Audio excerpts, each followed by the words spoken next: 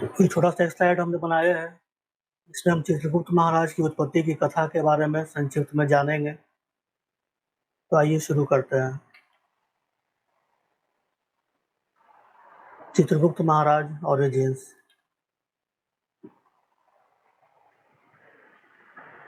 तो सबसे पहले हम चित्रगुप्त भगवान को याद कर लेते हैं और उनसे प्रार्थना करते हैं। ओम श्री चित्रगुप्ताय नमः।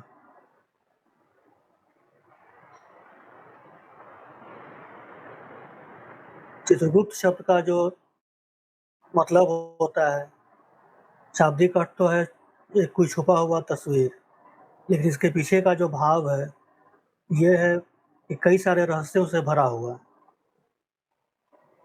चित्रकूट भगवान की कथा हो या कायस्थों की उत्पत्ति हो, इस बारे में कई सारी भ्रांतियाँ हैं, कई तरह की कथाएँ हैं और कई सारे मत हैं।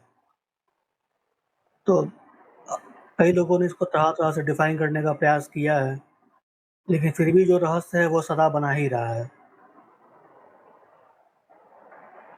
चित्रगुप्त महाराज सभी लोगों का जीवन में कर्मों का लेखा-जोखा रखते हैं, अच्छे-बुरे कर्मों का हिसाब करते हैं और जब व्यक्ति मरने के बाद यमलोक पहुँचता है, तो उसके कर्मों के अनुसार उसे स्वर्ग देना है या नर्क देना है, किस प्रकार के उसे दंड देने हैं, ये सभी तय करने की ज़िम्मेदारी चित्रगुप्त महाराज की ही होती है।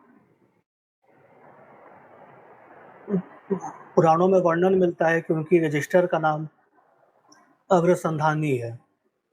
इसी में वो सभी जीवों के कर्मों का लेखा-जोखा रखते हैं।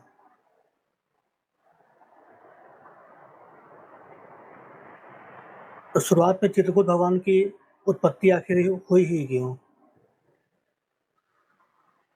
तो कई सारे पुराणों में इसका वर्णन मिलता है।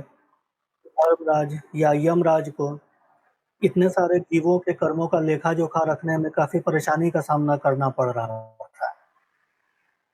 तो एक बार वो ब्रह्मा जी के पास गए और उनसे प्रार्थना की, हे परमपिता, 84 लाख योनियों के जो इतने सारे जीव हैं तीनों लोकों में, इन सभी के कर्मों का हिसाब रखना मेरे लिए असंभव होता जा रहा है। ऐसे में उन्हें क्या दंड देना है, क्या रिवार्ड देना है, ये हम कैसे तय कर पाएँगे?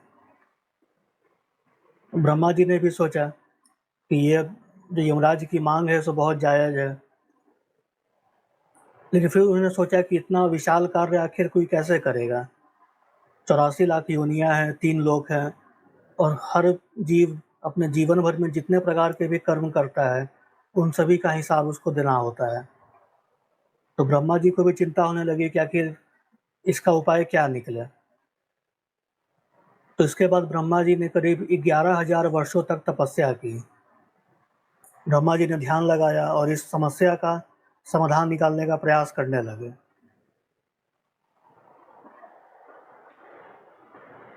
तो ऐसा वर्णन मिलता है कि लंबे तपस्या के बाद जब ब्रह्मा जी ने आँखें खोली, तो उनके सामने एक सुंदर युवक खड़ा था। उसके हाथ में कलम और दवात थी और उसकी कमर पर एक तलवार बंधी हुई थी।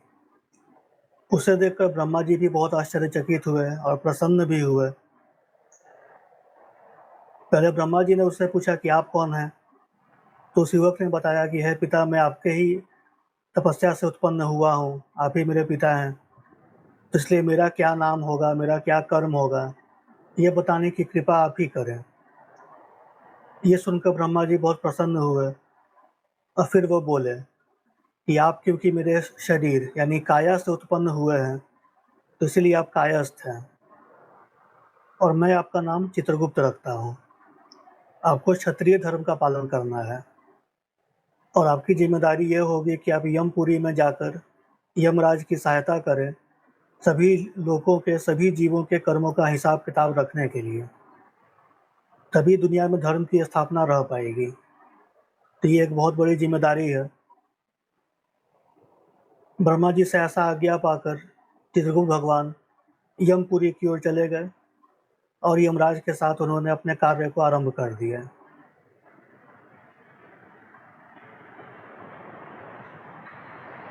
उसके बाद चित्रगुप्त महाराज के विवाह के बारे में कई प्रकार की कहानियाँ पुराणों में मिलती हैं।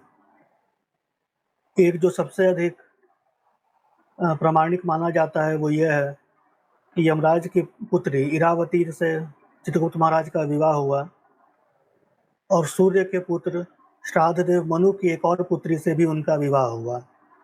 इनका नाम नंदिनी था।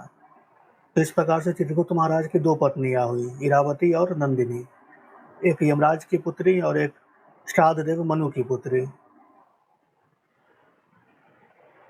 चित्रगुप्त महाराज ब्रह्मा के 17वें मानस पुत्र थे। इसके पहले भी बहुत सारे ब्रह्मा के मानस पुत्र हुए हैं, जैसे नारद मुनि, सप्तऋषि इत्यादि। तो चित्रगुप्त महाराज भी उसी कैटेगरी में आते हैं, क्योंकि उनकी उत्पत्ति ब्रह्मा के शरीर और मन से हुई है, इसलिए उन्हें ब्राह्मणों की तरह वेद पढ़ने लिखने की भी आज्ञा प्राप्त हुई और साथ ही साथ उन्हें क्षत्रिय धर्म पालन करने के लिए भी कहा गया।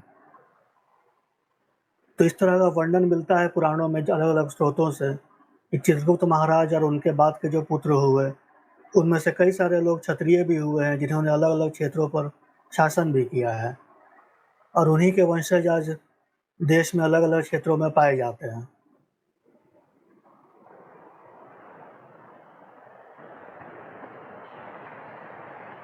ऐसे तो चित्रगुप्त महाराज की महानता के बारे में जितना कहा जाए उतना ही कम है, पर एक दो बहुत विशेष बिंदु मैं आपके समक्ष ज़रूर रखना चाहूँगा। जैसे कि गरुड़ पुराण में चित्रगुप्त महाराज को अक्षरदाता कहा गया है। तो ये अपने आप में एक बहुत बड़ी बात है, क्योंकि हम सभी जानते हैं कि पहले वेद हो या पुराण हो, रामायण हो, इनको बस कंठस्थ किया जाता था। ब्राह्मण लोग इन्हें पढ़ते थे, याद करते थे और इसी तरीके से ये हज़ारों सालों तक परंपरा के द्वारा आगे चलता रहा है। लेकिन इन्हीं सब ग्रंथों को एक पुस्तक के रूप में लाने का क्रम, उन्हें एक अक्षर में बाँधने का जो क्रम है, ये चित्रगुप्त भगवान को इसका श्रेय मिलता है और कहीं न कहीं कायस्थ लोगों को इसका श्रेय मिलता है। इसीलिए लिखने पढ़ने की जहाँ बात आती है, लिपि की जहाँ बात आती है, वहाँ पे कायस्थों का एक प्रमुख स्थान आ जाता है। लंबे समय तक लिखने पढ़ने का जो कार्य है वो कायस्थों तक ही सीमित था।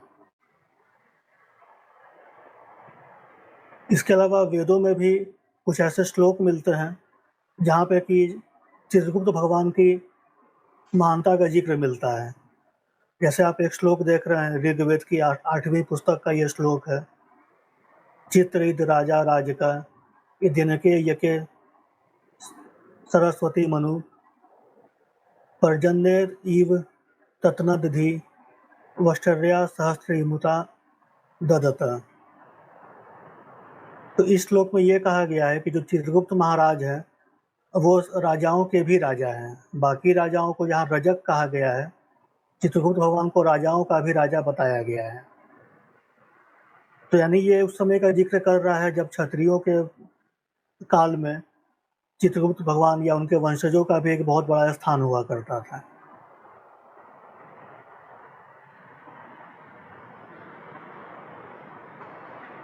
ये चित्रगुप्त भगवान का परिवार है। उनकी 2 पत्नियाँ हुई, जैसा हमने पहले बताया। एक से 4 पुत्र और दूसरे से 8 पुत्र हुए। तो इसी प्रकार से चित्रगुप्त भगवान की उत्पत्ति और उनकी महानता के बारे में हमने जिक्र किया है। इसके आगे अभी आपको और जानकारी मिलेगी, जहाँ पे हम इनके पुत्रों के बारे में भी जानेंगे। इस स्लाइड को देखने के लिए बहुत-बहुत धन्यवाद।